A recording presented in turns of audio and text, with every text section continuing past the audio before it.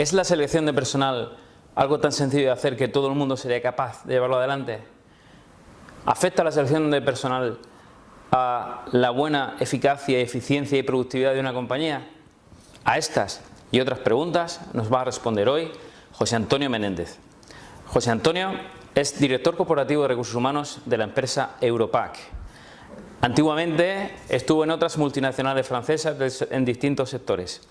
Europac es un referente internacional situado en Europa, concretamente en 3 países, España, Portugal y Francia, en todo aquello relacionado con el papel y cartón de embalaje. A ver qué nos cuenta.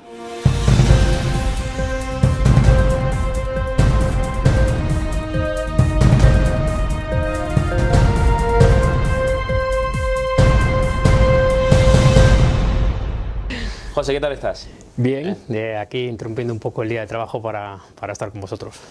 Bueno, te quiero dar las gracias por hablar sobre procesos de selección, por tu experiencia, y quiero empezar por preguntarte ¿en qué sentido un proceso de selección afecta a la productividad de una compañía? Bueno, yo creo que directamente. Tengamos en cuenta que un proceso de selección en la mayoría de las ocasiones viene a cubrir una vacante que se ha generado, en ocasiones puede ser una nueva actividad, pero normalmente viene a cubrir una vacante. Eso quiere decir que con los preavisos que tenemos, especialmente en España, una persona en 15 días te puede dejar la organización. Si tú no eres rápido, no tienes un proceso de excelencia y no has trabajado previamente tu bolsa de candidatos, necesariamente afecta, especialmente en las empresas industriales, aunque también en las de servicios, directamente a la productividad, ya sea en términos de industriales, operativos o incluso en términos de atención y servicio al cliente. Pues genial. Parece, o tengo la sensación de que todo el mundo parece que sabe hacer un proceso de selección. Sí. ¿Un proceso de selección es algo sencillo?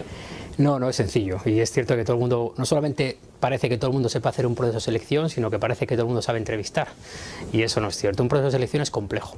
Y es complejo desde su origen hasta el final, ¿no? Entendiéndolo desde el momento en que detectamos la necesidad de contratar a alguien hasta la integración, porque para mí el proceso finaliza cuando la persona se ha integrado y ya es operativa, ¿no?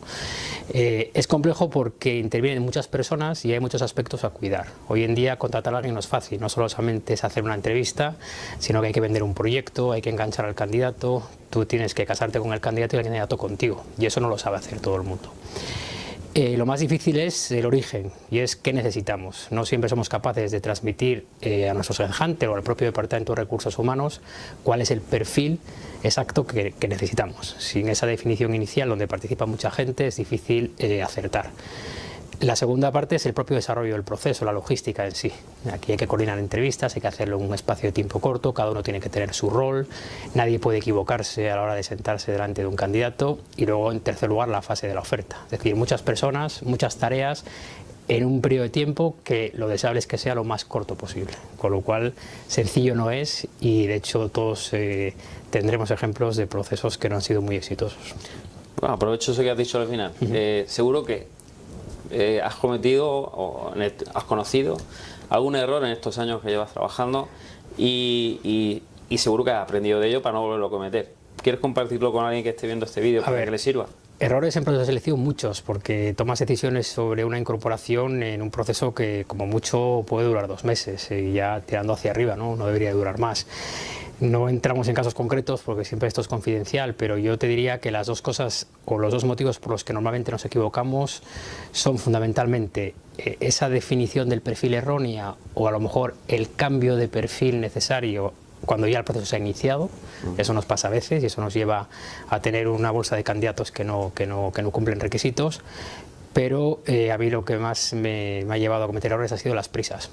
Siempre echas al candidato para mañana porque, como decía al principio, normalmente cubres una vacante de alguien que se ha ido, ¿no? O alguien que tú has decidido sacar, y no siempre puede ser muy previsor. Con lo cual las prisas son muy malas consejeras. Siempre las prisas nos han llevado a cometer errores de incorporar candidatos que en el primer año hemos decidido que salgan o ellos han decidido dejar la compañía. Con lo cual eso es un error.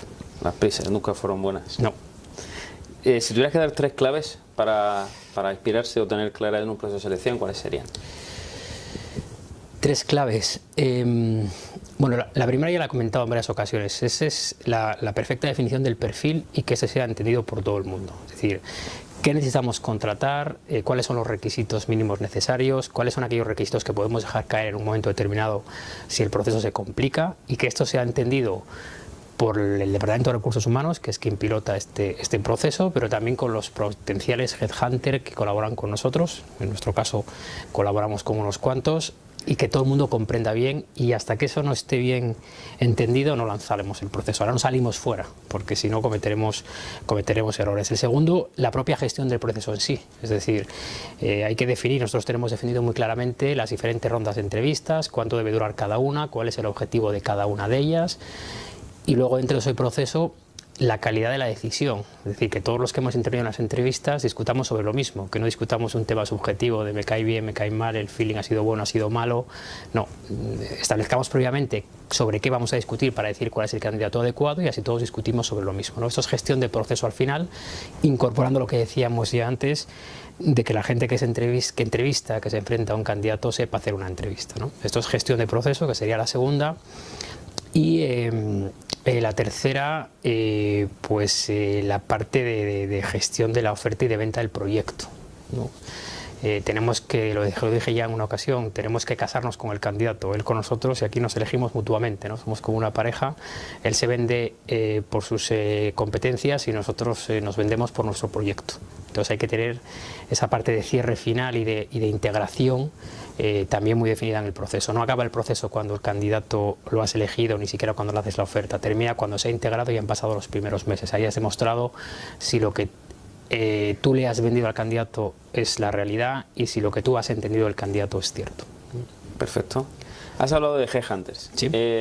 Si alguna empresa que pudiera estar viendo este vídeo se planteara la opción de externalizar un proceso de selección, ¿qué le recomendarías? Bueno, yo no externalizaría el proceso de selección, por definición. Es decir, yo externalizaría la primera parte del proceso, esa parte que trabaja más recursos humanos con las empresas de selección, con los headhunters, que es toda la criba de currículums, es todo ese análisis y uso de las fuentes de reclutamiento iniciales. Porque no, bueno, depende del tamaño, pero muchas de las empresas, o la mayoría de las empresas, y ese es nuestro caso, lo que no tenemos es un departamento que pueda ponerse a hacer esa criba inicial. Y además creo que somos más generalistas, es decir, al final el especialista es la empresa de selección, el headhunter con el que colaboras. Pero creo que a partir de ahí el resto del proceso tiene que ser interno, y el dueño de recursos humanos, porque creo que forma parte core de la estrategia de recursos humanos de una compañía. Con lo cual yo creo que externalizar solo es esa primera fase, donde además si consigues tener headhunters, como nos está pasando a nosotros después de un año trabajando mucho en selección, puedes tener headhunters que sean más que un mero proveedor, un socio estratégico, que acaba siendo una extensión de tu departamento de recursos humanos, pues todavía puedes tener mucho más éxito. Genial. Pues ya para concluir, si tuvieras que dar un titular a lo que implica lo que es un proceso de selección, ¿cuál sería? Wow. Pues creo que el proceso de selección es el inicio, si no la clave, del desarrollo del talento en una organización. Vale, me ha encantado. Genial. José, muchas gracias. Ha sido un placer compartir contigo esta conversación. Gracias a vosotros y espero poder participar en alguna entrevista más. Muy